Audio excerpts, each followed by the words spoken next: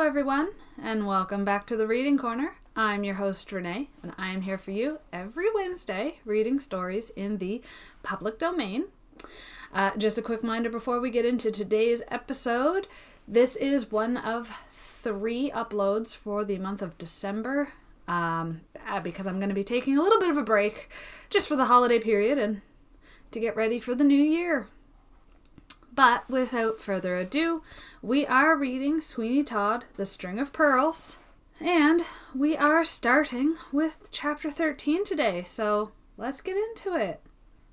Chapter 13, Johanna's Interview with Arabella Wilmot and the Advice. Alas, poor Johanna, thou hast chosen but an indifferent confidant in the person of that young and inexperienced girl to whom it seems good to thee to impart thy griefs. Not for one moment do we mean to say that the young creature to whom the spectacle-maker's daughter made up her mind to unbosom herself was not all that anyone could wish as regards honor, goodness, and friendship. But she was one of those creatures who yet look upon the world as a fresh green garden, and has not yet lost that romance of existence which the world and its ways soon banish from the breasts of all. She was young, even almost to girlhood, and having been the idol of her family circle, she knew just about as little of the great world as a child. But while we cannot but to some extent regret that Johanna should have chosen such a confidant and admirer, we, with feelings of great freshness and pleasure, proceed to accompany her to that young girl's house. Now, a visit from Johanna Oakley to the Wilmots was not so rare a thing that it should excite any unusual surprise. But in this case, it did excite unusual pleasure, because she had not been there for some time. And the reason that she had not may well be found in the peculiar circumstances that had, for a considerable period, environed her. She had a secret to keep, which, although it might not proclaim what it was most legibly upon her countenance, yet proclaimed that it had an existence, and as she had not made Arabella a confidant, she dreaded the other's friendly questions. It may seem surprising that Johanna Oakley had kept from one whom she so much esteemed, and with whom she had made such a friendship the secret of her affections. But that must be accounted for by a difference of ages between them to a sufficient extent in that early period of life to show itself palpably. That difference was not quite 2 years, but when we likewise state that Arabella was of that small, delicate style of beauty which makes her look like a child, when even upon the very verge of womanhood we shall not be surprised that the girl of 17 hesitated to confide a secret of the heart to what seemed but a beautiful child. The last year, however, had made a great difference in the appearance of Arabella, for although she still looked a year or so younger than she really was, a more staid and thoughtful expression had come over her face, and she no longer presented, except at times when she laughed, that childlike expression, which had been as remarkable in her as it was delightful. She was as different looking from Johanna as she could be, for whereas Johanna's hair was of a rich and glossy brown, so nearly allied to black that it was commonly called such, the long waving ringlets that shaded the sweet countenance of Arabella Wilmot were like amber silk, blended to a pale beauty. Her eyes were nearly blue, and not that pale grey, which courtesy calls of that celestial colour, and their long fringing lashes hung upon a cheek of the most delicate and exquisite hue that nature could produce.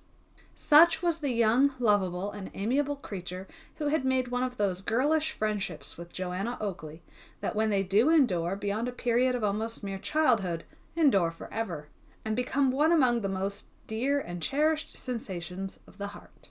The acquaintance had commenced at school, and might have been of that evanescent character of so many school friendships, which in after life are scarcely so much remembered as the most dim visions of a dream. But it happened that they were congenial spirits, which, let them be thrown together under any circumstances whatever, would have come together with a perfect and a most endearing confidence in each other's affections. That they were school companions was the mere accident that brought them together, and not the cause of their friendship. Since then was the being to whom Johanna Oakley looked for counsel and assistance, And notwithstanding all that we have said respecting the likelihood of that counsel being of an inactive and girlish character, we cannot withhold our meed of approbation to Johanna that she had selected one so much in every way worthy of her honest esteem. The hour at which she called was such as to ensure Arabella being within, and the pleasure which showed itself upon the countenance of the young girl as she welcomed her old playmate was a feeling of the most delightful and unaffecting character. "Why, Johanna," she said, "you so seldom call upon me now that I suppose I must esteem it as a very special act of grace and favour to see you." "Arabella," said Johanna, "I do not know what you will say to me when I tell you that my present visit is because I am in a difficulty and I want your advice." "Then you could not have come to a better person, for I have read all the novels in London and know all the difficulties that anybody can possibly get into. And what is more important too, I know all the means of getting out of them, let them be what they may." "And yet, Arabella, scarcely in all your novel reading will you find anything so strange and so eventful as the circumstances I grieve to say it is in my power to record to you. Sit down and listen to me, dear Arabella, and you shall know it all." "You surprise and alarm me by that serious countenance, Johanna." "The subject is a serious one I love." "Oh, is that all? So do I. There's a young Captain Desbrook in the King's Guard. He comes here to buy his gloves, and if you did but hear him sigh as he leans over the counter, you would be astonished." "But Arabella, I know you well. Yours is one of those fleeting passions that, like the forked lightning, appear for a moment, and ere you can say, 'Behold,' it is gone again. Mine is deeper, in my heart, so deep that to divorce it from it would be to destroy its home forever." "But why so serious, Johanna? You do not mean to tell me that it is possible for you to love any man without his loving you in return?" "You are right there, Arabella. I do not come to speak to you of a hopeless passion. Far from it. But you shall hear. Lend me, my dear friend, your serious attention, and you shall hear of such a mysterious matter." "Mysterious? Then I shall be in my very element. For know that I quite live and exult in mystery, and you could not possibly have come to anyone who would more welcomely receive such a commission from you. I am all impatience." Johanna then, with great earnestness, related to her friend the whole of the particulars connected with her deep and sincere attachment to Mark in Jestry. She told her how, in spite of all circumstances which appeared to have a tendency to cast a shadow and blight upon their young affection, they had loved, and loved truly. How in Jestry, disliking both from principle and distaste the study of the law, had quarrelled with his uncle Mr. Grant, and then how, as a bold adventurer, he had gone to seek his fortunes in the Indian seas. Fortunes which promised to be splendid, but which might end in disappointment and defeat, and that they had ended in such calamities most deeply and truly did she mourn to be compelled to state. And she concluded by saying, "And now, Arabella, you know all that I have to tell you. You know how truly I have loved, and how, after teaching myself to expect happiness, I have met with nothing but despair. And you may judge for yourself how sadly the fate, or rather the mystery, which hangs over Mark and Jestry must deeply affect me, and how lost my mind must be in all kinds of conjecture concerning him." The hilarity of spirits which had characterized Arabella in the earlier part of their interview entirely left her as Johanna proceeded in her mournful narration, and by the time she had concluded, tears of the most genuine sympathy stood in her eyes. She took the hands of Johanna in both her own and said to her, "Why, my poor Johanna, I never expected to hear from your lips so sad a tale. This is most mournful indeed, very mournful, and although I was half inclined before to quarrel with you for this tardy confidence, for you must recollect that it is the first I have heard of this whole affair, but now the misfortunes that oppress you are quite sufficient. Heaven knows, without me adding to them by the shadow of a reproach. They are indeed, Arabella, and believe me, if the course of my love ran smoothly, instead of being, as it has been, full of misadventure, you should have had nothing to complain of on the score of want in confidence. But I will own I did hesitate to inflict upon you my miseries, for miseries they have been, and alas, miseries they seem destined to remain. Johanna, you could not have used an argument more delusive than that. It is not one which should have come from your lips to me. But surely it was good motive to spare your pain. And did you think so lightly of my friendship that it was to be entrusted with nothing but what wore a pleasant aspect? True friendship surely is best shown in the encounter of difficulty and distress. I grieve, Johanna, indeed, that you have so mistaken me. Indeed, that you have so much mistaken me. Nay, now you do me an injustice. It was not that I doubted your friendship for one moment, but that I did indeed shrink from casting the shadow of my sorrows over what should be, and what I hope is, the sunshine of your heart. That was the respect which deterred me from making you a confidant of what I suppose I must call this ill-fated passion. No, not ill-fated, Johanna. Let us still believe that the time will come when it will be far otherwise than ill-fated. But what do you think of all I have told you? Can you gather from it any hope? Abundance of hope, Johanna. You have no certainty of the death of Ingestri. I certainly have not, as far as regards the loss of him in the Indian seas. But, Arabella, there is one supposition which, from the first moment that it found a home in my breast, has been growing stronger and stronger, and that supposition is that this Mr. Thornhill was no other than Mark Ingestri himself. Indeed? Think you so? That would be a strange supposition. Have you any special reasons for such a thought? None, further than a something which seemed ever to tell my heart from the first moment that such was the case, and a consideration of the improbability of the story related by Thornhill.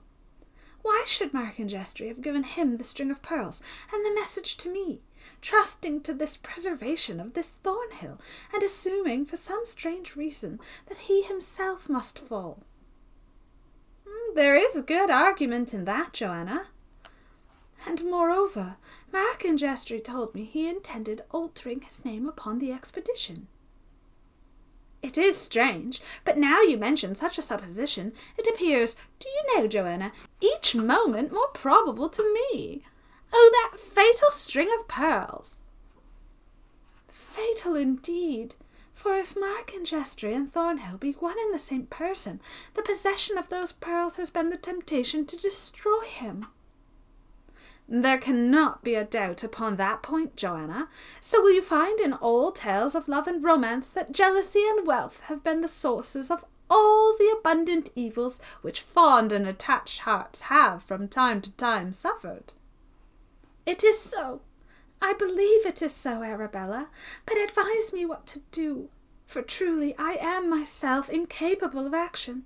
Tell me what you think it is possible to do under these disastrous circumstances, for there is nothing which I will not dare attempt. Why, my dear Johanna, you must perceive that all the evidence you have regarding this Thornhill follows him up to that barber shop in Fleet Street, and no further. It does indeed.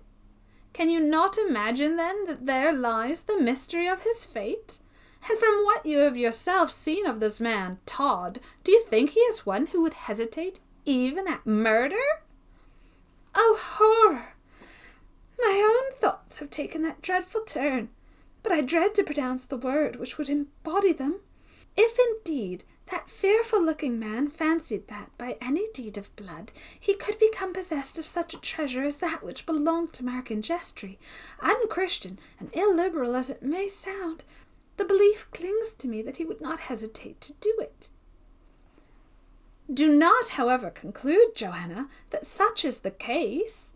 It would appear, from all you have heard and seen of these circumstances, that there is some fearful mystery. But do not, Johanna, conclude hastily that mystery is one of death." "Be it so or not," said Johanna, "I must solve it, or go distracted. Heaven have mercy upon me, for even now I feel a fever in my brain that precludes almost the possibility of rational thought." "Be calm, be calm. We'll think the matter over calmly and seriously.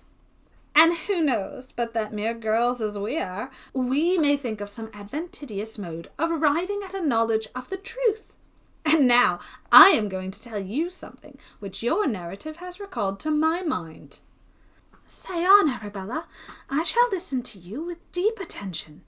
"A short time since, about 6 months, I think an apprentice of my father, in the last week of his servitude, was sent to the west end of town to take a considerable sum of money. But he never came back with it, and from that day to this we have heard nothing of him, although from the inquiry that my father made, he ascertained that he received the money, and that he met an acquaintance in the Strand, who parted from him at the corner of Milford Lane, and to whom he said that he intended to call at Sweeny Todd's, the barber in Fleet Street, to have his hair dressed, because there was to be a regatta on the Thames, and he was determined to go to it, whether my father liked it or not." "And he was never heard of?" "Never. Of course my father made every inquiry upon the subject, and called upon Sweeny Todd for the purpose, but as he declared that no such person had ever called at his shop, the inquiry there terminated." "'Tis very strange." "And most mysterious. For the friends of the youth were indeed indefatigable in their searches for him, and by subscribing together for the purpose, they offered a large reward to anyone who could or would give them information regarding his fate." "And was it all in vain?" "All. Nothing could be learned whatever. Not even the remotest clue was obtained. And there the affair rested in the most profound of mysteries." Johanna shuddered, and for some few moments the two young girls were silent. It was Johanna who broke that silence by exclaiming, "Arabella, assist me with what advice you can, so that I may go about what I purpose with the best prospect of success and the least danger. Not that I shrink on my own account from risk, but if any misadventure were to occur to me, I might thereby be incapacitated from pursuing that object, to which I will now devote the remainder of my life." "But what can you do, my dear Johanna? It was but a short time since there was a placard in the barber's window to say that he wanted a lad as an assistant in his business. But that has been removed, or we might have procured someone to take the situation, for the express purpose of playing the spy upon the barber's proceedings." "But perchance still there may be an opportunity of accomplishing something in that way, if you knew of anyone that would undertake the adventure?" "There will be no difficulty, Johanna, in discovering one willing to do so, although we might be long in finding one of sufficient capacity that we could trust. But I am adventurous, Johanna, as you know, and I think I could have got my cousin Albert to personate the character, only that I think he's rather a giddy youth, and scarcely to be trusted with a mission of so much importance." "Yes, and a mission likewise, Arabella, which by a single false step might be made frightfully dangerous." "It might be indeed." "Then it will be unfair to place it upon anyone but those who feel most deeply for its success." "Johanna, the enthusiasm with which you speak awakens in me a thought, which I shrink from expressing to you, and which, I fear, perhaps more originates from a certain feeling of romance, which I believe is a besetting sin, than from any other cause." "Name it, Arabella, name it." "It would be possible for you or I to accomplish the object by going disguised to the barber's, and accepting such a situation, if it were vacant, for a period of about 24 hours, in order that during that time some opportunity might be taken of searching in his house for some evidence upon the subject nearest to your heart." "It is a happy thought," said Johanna. And why should I hesitate at encountering any risk, or toil, or difficulty, for him who has risked so much for me? What is there to hinder me from carrying out such a resolution? At any moment, if great danger should beset me, I can rush into the street and claim protection from passer-bys. And moreover, Johanna, if you went on such a mission, remember you go with my knowledge, and that, consequently, I would bring you assistance, if you appeared not in the specified time for your return. Each moment, Arabella, the plan assumes, to my mind, a better shape. If Sweeny Todd be innocent of contriving anything against the life and liberty of those who seek his shop, I have nothing to fear. But if, on the contrary, he be guilty, danger to me would be the proof of such guilt, and that is a proof which I am willing to chance encountering for the sake of the great object I have in view. But how am I to provide myself with the necessary means? Be at rest upon that score. My cousin Albert and you are as nearly of a size as possible. He will be staying here shortly. I will secrete from his wardrobe a suit of clothes which will answer for your purpose. But let me implore you to wait until you've had your second interview with Colonel Geoffrey. That is well thought of. I will meet him and question him closely as to the personal appearance of Mr. Thornhill. Besides, I shall hear if he has any confirmed suspicion on the subject. That is well. You will soon meet him, for the week is running on. And let me implore you, Johanna, to come to me the morning after you have so met him, and then we will again consult upon this plan of operations, which appears to us feasible and desirable. Some more conversation of a similar character ensued between these young girls, and upon the whole, Johanna Oakley felt much comforted by her visit, and more able to think calmly as well as seriously upon the subject, which engrossed her whole thoughts and feelings.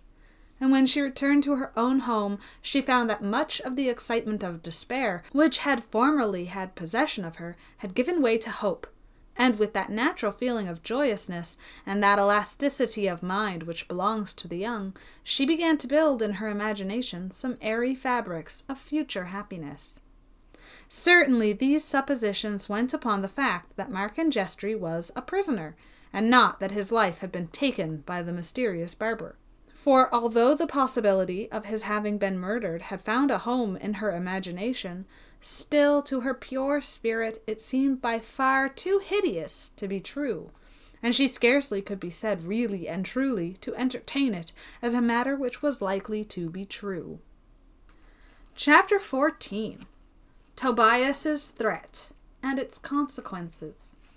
Perhaps one of the most pitiable objects now in our history is poor Tobias, Sweeny Todd's boy, who certainly had his suspicions aroused in the most terrific manner, but who was terrified by the threats of what the barber was capable of doing against his mother, from making any disclosures. The effect upon his personal appearance of this wear and tear of his intellect was striking and manifest.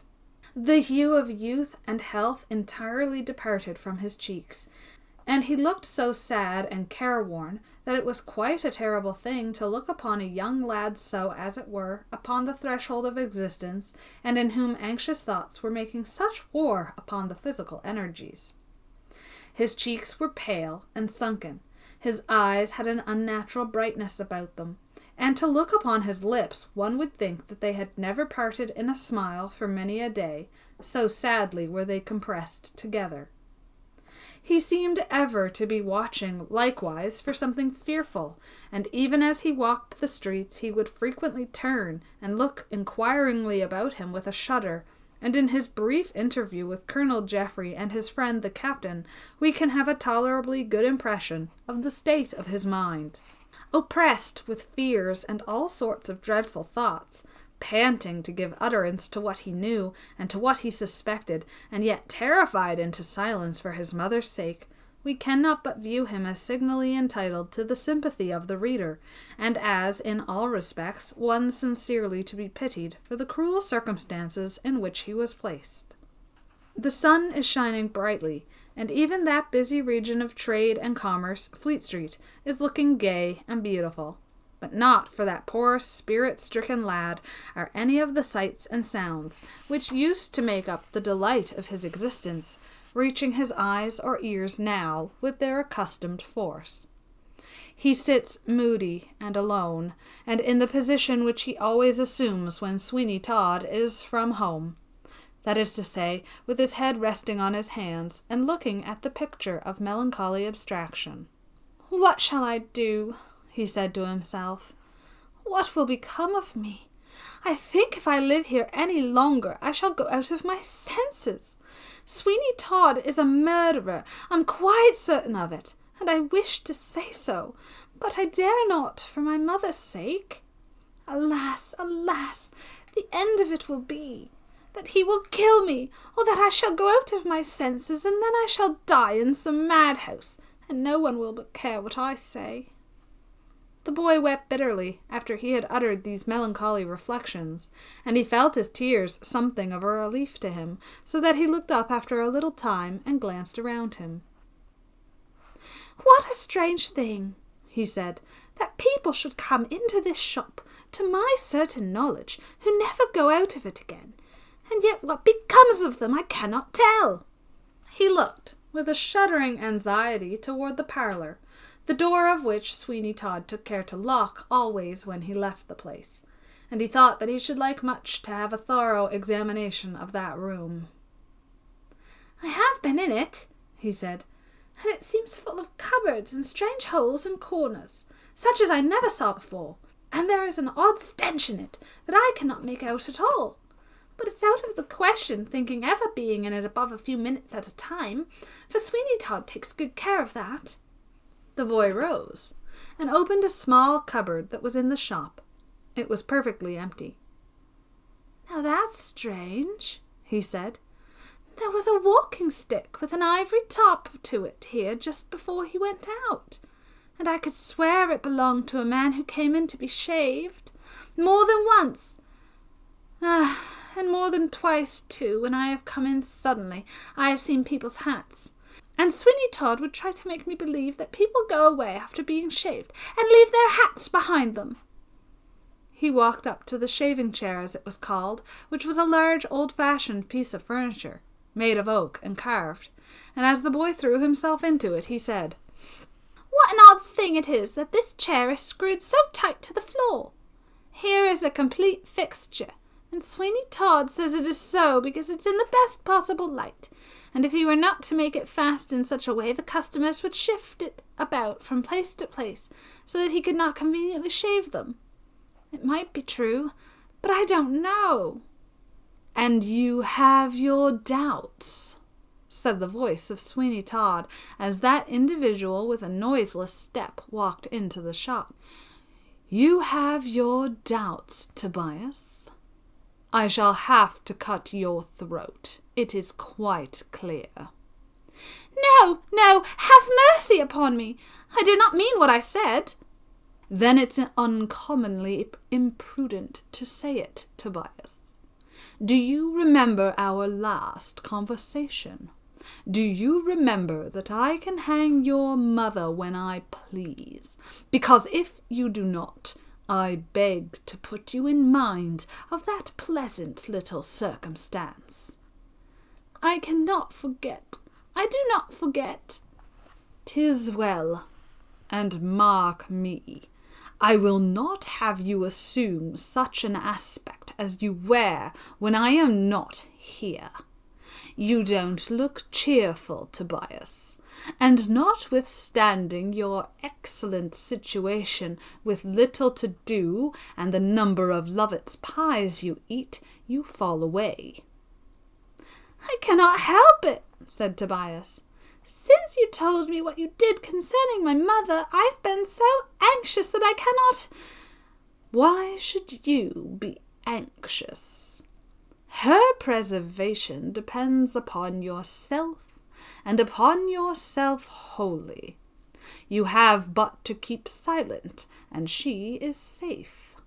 But if you utter one word that shall be displeasing to me about my affairs, mark me, Tobias, she comes to the scaffold.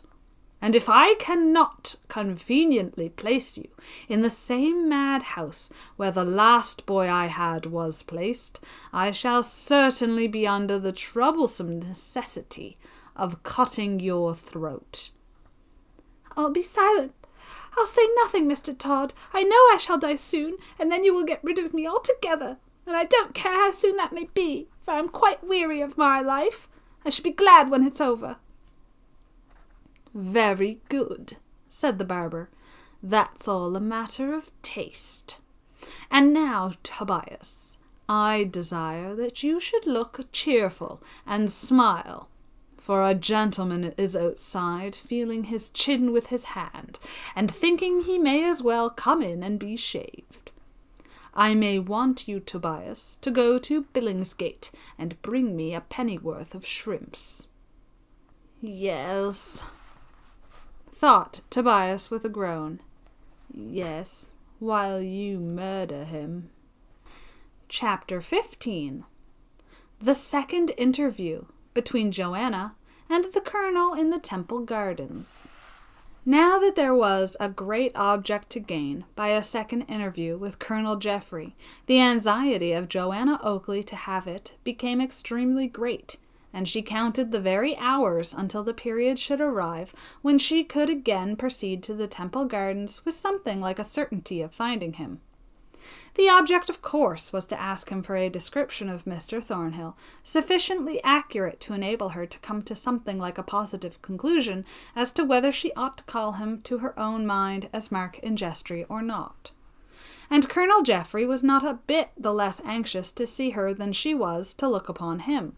For although in divers lands he had looked upon many a fair face, and heard many a voice that had sounded soft and musical to his ears, he had seen none that, to his mind, was so fair, and had heard no voice that he had considered really so musical and charming to listen to as Johanna Oakley's. A man of more honourable and strict sense of honour than Colonel Geoffrey could not have been found, and therefore it was that he allowed himself to admire the beautiful under any circumstances, because he knew that his admiration was of no dangerous quality, but that, on the contrary, it was one of those feelings which might exist in a bosom such as his, quite undebased by a meaner influence. We think it necessary, however, before he has his second interview with Johanna Oakley, to give such an explanation of his thoughts and feelings as it is in our power. When first he met her, the purity of her mind and the genuine and beautiful candor of all she said struck him most forcibly, as well as her great beauty, which could not fail to be extremely manifest. After that, he began to reason with himself as to what ought to be his feelings with regard to her, namely, what portion of these ought to be suppressed, and what ought to be encouraged. If Mark in Jestry were dead, there was not a shadow of interference or dishonour in him, Colonel Geoffrey loving the beautiful girl, who was surely not to be shut out of the pale of all affections, because the first person to whom her heart had warmed with a pure and holy passion was no more. It may be, he thought, that she is incapable of feeling a sentiment which can at all approach that which once she has felt, but still she may be happy and serene, and may pass many joyous hours as the wife of another. He did not positively make those reflections as applicable to himself, although they had a tendency that way, and he was fast verging on a state of mind which might induce him to give them a more actual application. He did not tell himself that he loved her. No, the word admiration took the place of the more powerful term. But then, can we not doubt that at this time the germ of a very pure and holy affection was lighted up in the heart of Colonel Geoffrey, for the beautiful creature who suffered the pangs of so much disappointment, and who loved one so well, who we almost fear, if he was living, was scarcely the sort of person fully to requite such an affection. But we know so little of Mark in Jestry, and there appears to be so much doubt as to whether he be alive or dead, that we should not prejudice him upon such very insufficient evidence. Johanna Oakley did think of taking Arabella Wilmot with her to this meeting with Colonel Geoffrey, but she abandoned the idea, because it really looked as if she was either afraid of him or afraid of herself, so she resolved to go alone. and when the hour of appointment came, she was then walking upon that broad gravel path, which had been trodden by some of the best and some of the most eminent, as well as some of the worst of human beings. It was not likely that with the feelings of Colonel Geoffrey towards her he would keep her waiting. Indeed, he was then a good hour before the time, and his only great dread was that she might not come. He had some reason for this dread, because it will be readily recollected by the reader that she had not positively promised to come, so that all he had was a hope that way tending, and nothing further. As minute after minute had passed away, she came not, although the time had not yet really arrived. His apprehension that she would not give him the meeting had grown in his mind almost to a certainty when he saw her timidly advancing along the garden walk. He rose to meet her at once, and for a few moments, after he had greeted her with kind civility, she could do nothing but look inquiringly in his face, to know if he had any news to tell her of the object of her anxious solicitude. "I have heard nothing, Miss Oakley," he said, "that can give you any satisfaction concerning the fate of Mr. Thornhill. But we have much suspicion. I say we, because I have taken a friend into my confidence, that something serious must have happened to him, and that the barber, Sweeny Todd, in Fleet Street, at whose door the dog so mysteriously took his post, knows something of that circumstance, be it what it may." He led her to a seat as he spoke, and when she had recovered sufficiently the agitation of her feelings to speak, she said in a timid, hesitating voice, "Had Mr. Thornhill fair hair and large, clear grey eyes?" "Yes, he had such, and I think his smile was the most singularly beautiful I ever beheld in a man." "Heaven help me," said Johanna. "Have you any reason for asking that question concerning Thornhill?" "God grant I had not, but alas, I have indeed. I feel that, in Thornhill, I must recognize Malcolm Rymer himself." "You astonish me." "It must be so. It must be so. You have described him to me, and I cannot doubt it. Malcolm Rymer and Thornhill are one. I knew that he was going to change his name when he went out upon that wild adventure in the Indian Sea. I was well aware of the fact." "I cannot think, Miss Oakley, that you are correct in that supposition. There are many things which induce me to think otherwise, and the first and foremost of them is, that the ingenuous character of Mr. Thornhill forbids the likelihood of such a thing occurring. You may depend on it is not, cannot be, as you suppose." "The proofs are too strong for me, and I find I dare not doubt them. It is so, Colonel Geoffrey, as time perchance may show. It is sad, very sad to think that it is so, but I dare not doubt it, now that you have described him to me exactly as he lived." "I must own that in giving an opinion on such a point to you, I may be accused of arrogance and presumption, for I have had no description of Malcolm Rymer, and never saw him. And although you never saw Mr. Thornhill, yet I have described him to you, and therefore you are able to judge from that description something of him." "I am indeed, and I cannot, dare not doubt. It is horrible to be positive on this point to me, because I do fear with you that something dreadful has occurred, and that the barber in Fleet Street could unravel a frightful secret if he chose, connected with Malcolm Rymer's fate." "Well, I do sincerely hope from my heart that you are wrong. I hope it because I tell you frankly, dim and obscure as the hope that Malcolm Rymer may have been picked up from the wreck of his vessel, it is yet stronger than the supposition that Thornhill has escaped the murderous hands of Sweeny Todd the barber." Johanna looked in his face so imploringly, and with such an expression of hopelessness, that it was most sad indeed to see her, and quite involuntarily he exclaimed, "If the sacrifice of my life would be to you a relief, and save you from the pangs you suffer, believe me, it should be made." She started as he said, "No, no, heaven knows enough has been sacrificed already. More than enough, much, much more than enough. But do not suppose that I am ungrateful for the generous interest that you have taken in me. Do not suppose that I think any the less of the generosity and nobility of soul that would offer a sacrifice, because it is the one that I would hesitate to accept. No, believe me, Colonel Geoffrey, that among the few names that are enrolled in my breast, and such to me will ever be honoured, remember yours will be found while I live. But that will not be long. That will not be long.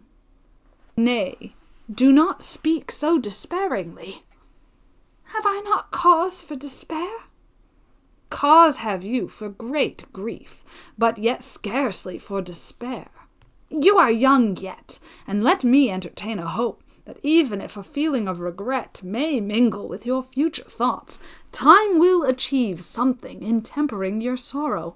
If not great happiness, you may know yet great serenity.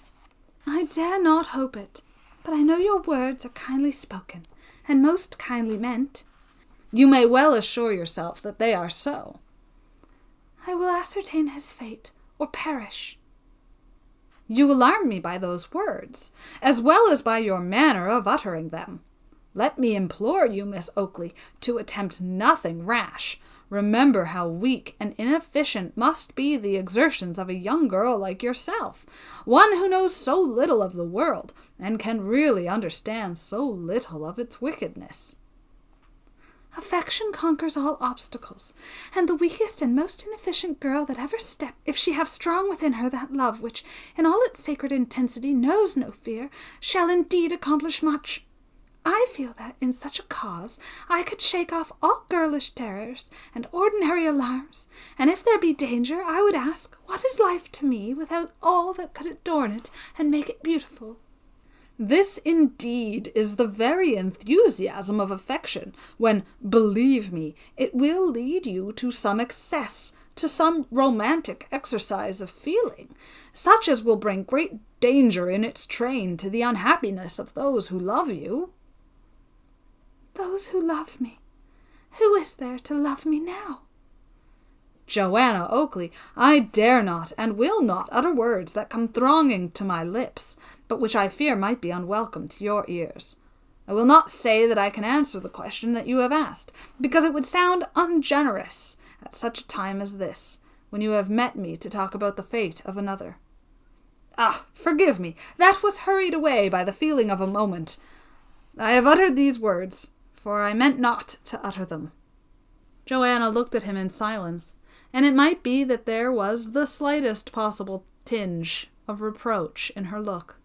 But it was very slight, for one glance at that ingenuous countenance would be sufficient to convince the most sceptical of the truth and single-mindedness of its owner.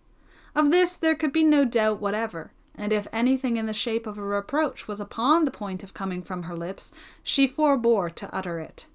"May I hope," he added, "that I have not lowered myself in your esteem, Miss Oakley, by what I have said?" "I hope," she said gently, "that you will continue to be my friend." He laid an emphasis on the word friend, and he fully understood what she meant to imply thereby, and after a moment's pause said, "Heaven forbid that ever by word or by action, Johanna, I should do aught to deprive myself of that privilege.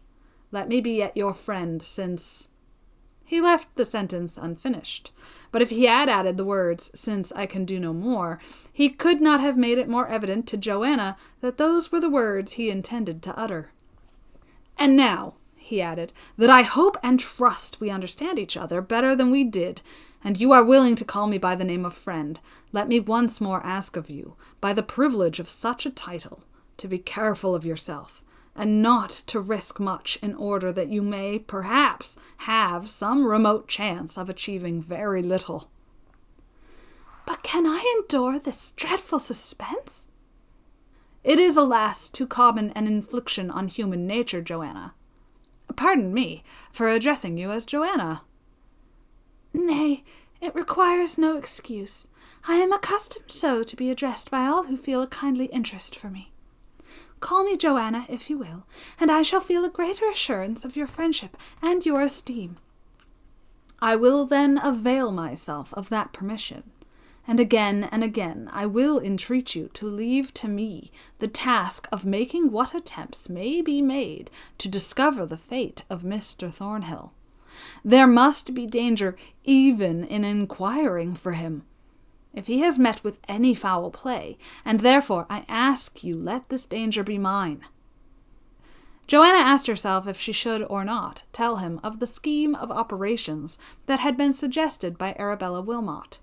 But somehow or another she shrank most wonderfully from so doing, both on account of the censure which she concluded he would be likely to cast upon it, and the romantic strange nature of the plan itself. So she said gently and quickly, "I shall attempt nothing that shall not have some possibility of a success attending it. I will be careful, you may depend, for many considerations. My father, I know, centers all his affections in me, and for his sake I will be careful." "I shall be content then. And now, may I hope that this day week I may see you here again, in order that I may tell you if I have made any discovery, and that you may tell me the same. For my interest in Thornhill is that of a sincere friend, to say nothing of the deep interest in your happiness which I feel, and which now has become an element in the transaction of the highest value." "I will come," said Johanna, "if I can come." "You do not doubt?"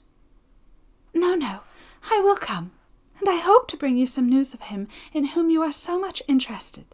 It shall be no fault of mine if I come not." He walked with her from the gardens, and together they passed the shop of Sweeny Todd, but the door was close shut, and they saw nothing of the barber, or that of the poor boy, his apprentice, who was so much to be pitied. He parted with Johanna near to her father's house, and he walked slowly away with his mind so fully impressed with the excellence and beauty of the spectacle-maker's daughter that it was quite clear, as long as he lived, he would not be able to rid himself of the favorable impression she had made upon him. "I love her," he said. "I love her, but she seems in no respect willing to enchain her affections. Alas, alas, how sad it is for me that the being whom above all others I could wish to call my own, instead of a joy to me, I have only encountered that she might impart a pang to my heart. Beautiful and excellent Johanna, I love you, but I can see that your own affections are withered forever." And that is where we are going to leave it for today. Didn't see the Colonel falling in love with Johanna coming. That was sudden. If you like what I'm doing here, please like and subscribe. Share me with all your friends. Get me out there. And I will be seeing you guys next Wednesday for more from Sweeny Todd and the String of Pearls.